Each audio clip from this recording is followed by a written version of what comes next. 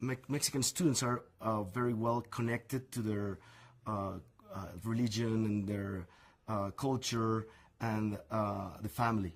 So basically, when you host a Mexican student, they expect the family to have sort of a network of friends and family activities all the time, and that's how they meet other people.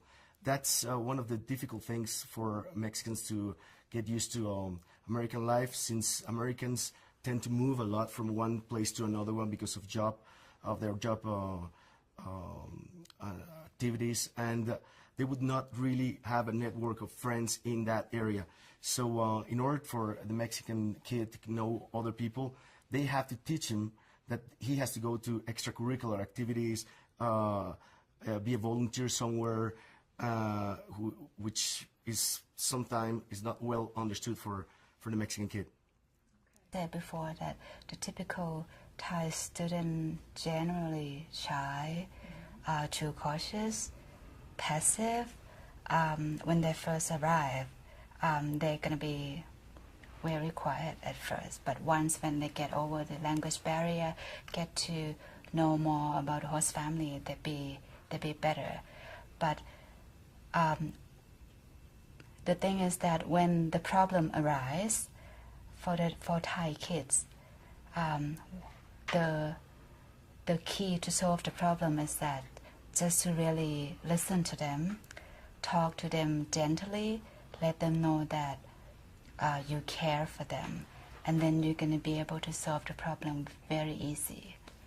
Typical Thai student, they're really shy. They may seem to be very passive. They're soft-spoken. They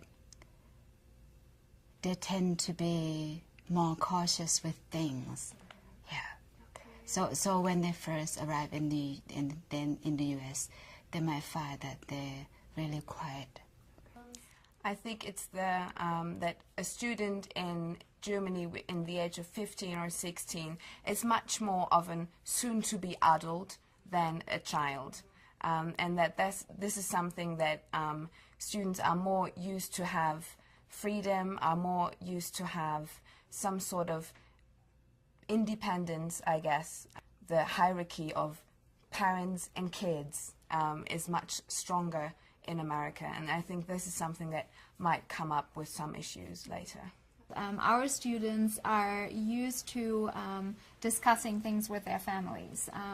If they have if a family decision is made, and it can be anything, whether it is how to spend the next weekend or the next vacation or what the curfew is, just anything, they're used to receiving an explanation from their parents why the decision has been made the way it has been made. Whereas in the U.S., a lot of families or parents make the decisions for their children, and no explanation is given. And a lot of times our students will then ask, well, why am I not allowed to do this and that, or why have you decided this the way you've decided it? And sometimes I think that families in the U.S. feel offended by that, because it's sort of like they're questioning the decision, but it's not like that. Most of the time the students just want to understand why it has been made that way. And so I would say that that's one of the issues.